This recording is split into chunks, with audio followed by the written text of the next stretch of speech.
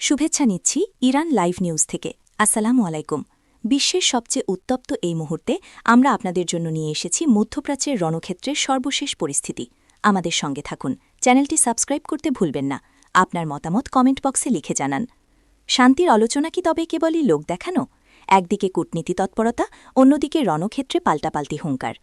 মার্কিন president Donald Trump যখন মধ্যপ্রাচ্যের সেনা উপস্থিতি বাড়াচ্ছেন, তখন ইরান জানিয়ে দিয়েছে তারা এক চুলো ছাড় দেবে না।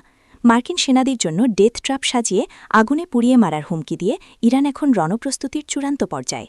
তাহলে কি সত্যি শুরু হতে যাচ্ছে তৃতীয় বিশ্বযুদ্ধ?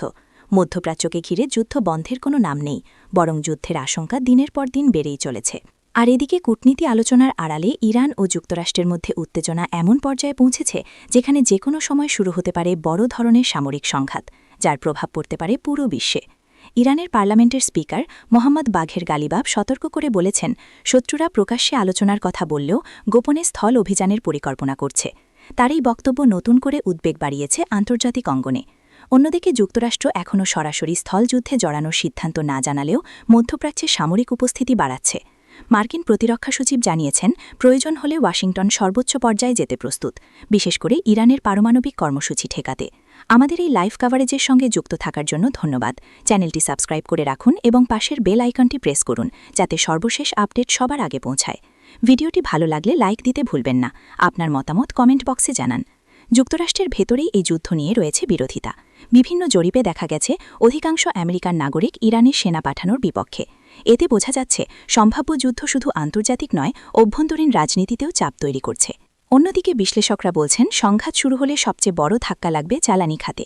বিশ্বের অন্যতম গুরুত্বপূর্ণ তেলপথ হরমুজ প্রণালী ক্ষতিগ্রস্ত হলে বৈশ্বিক বাজারে দেখা দিতে পারে তীব্র সংকট। এছাড়া উপসাগরীয় অঞ্চলে থাকা মার্কিন ঘাঁটি ও জ্বালানি স্থাপনাগুলো লক্ষ্য করে পাল্টা হামলা চালাতে পারে ইরান।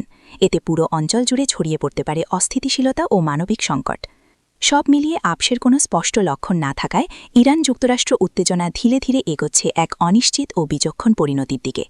বন্ধুরা, আপনার মতামত কমেন্ট বক্সে লিখুন। চ্যানেলটি সাবস্ক্রাইব না করে থাকলে এখনই সাবস্ক্রাইব করুন।